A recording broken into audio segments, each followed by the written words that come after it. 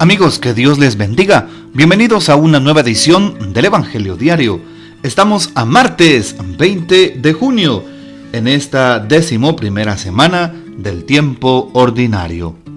Y para hoy celebramos y recordamos en la liturgia de la iglesia a algunos santos, específicamente San Juan de Matera. También recordamos hoy a San Silverio, Papa de Roma, durante aproximadamente siglos V y VI de nuestra era cristiana.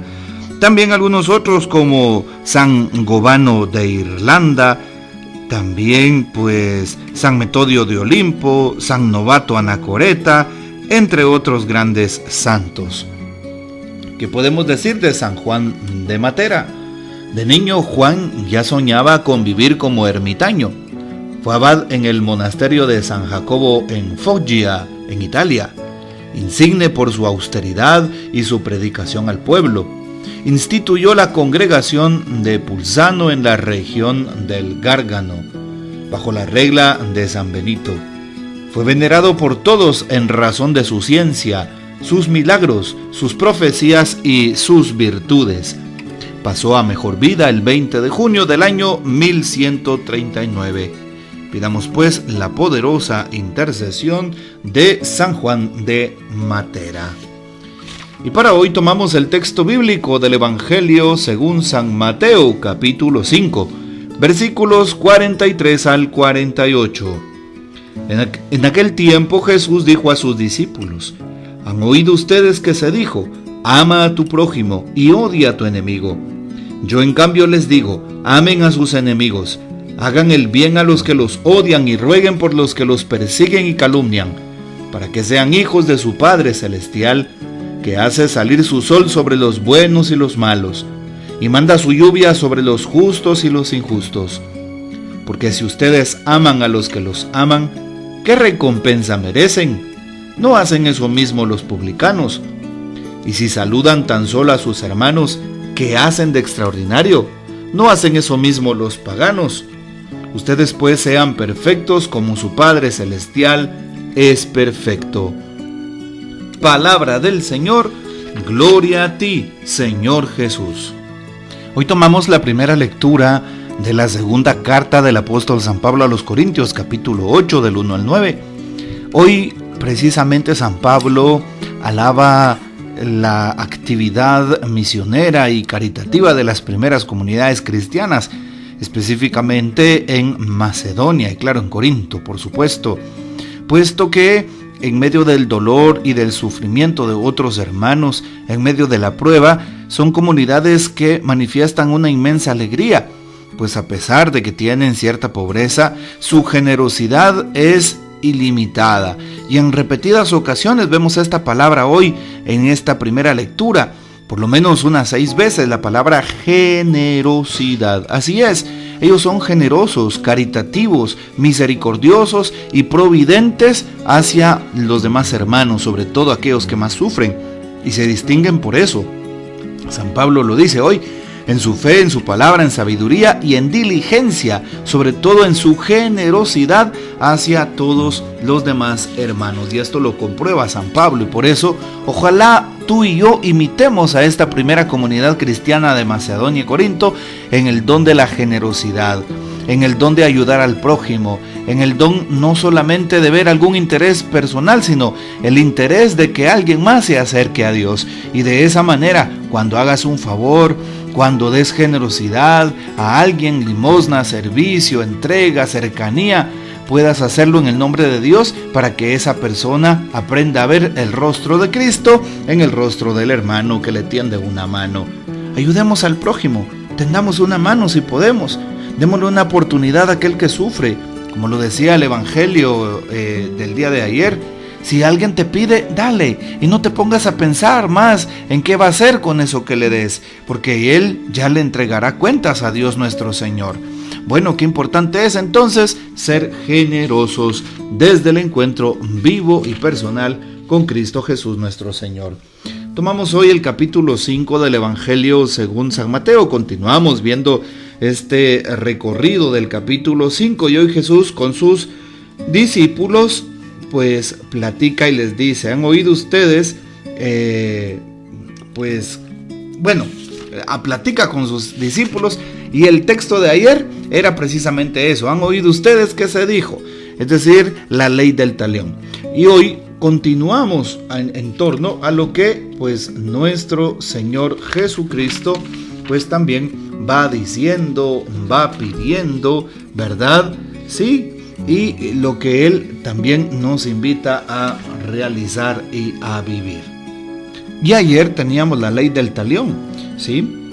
Ojo por ojo, diente por diente, y se nos da también el día de hoy precisamente el texto que se nos dice: han oído ustedes que se dijo, ama a tu prójimo y odia a tu enemigo.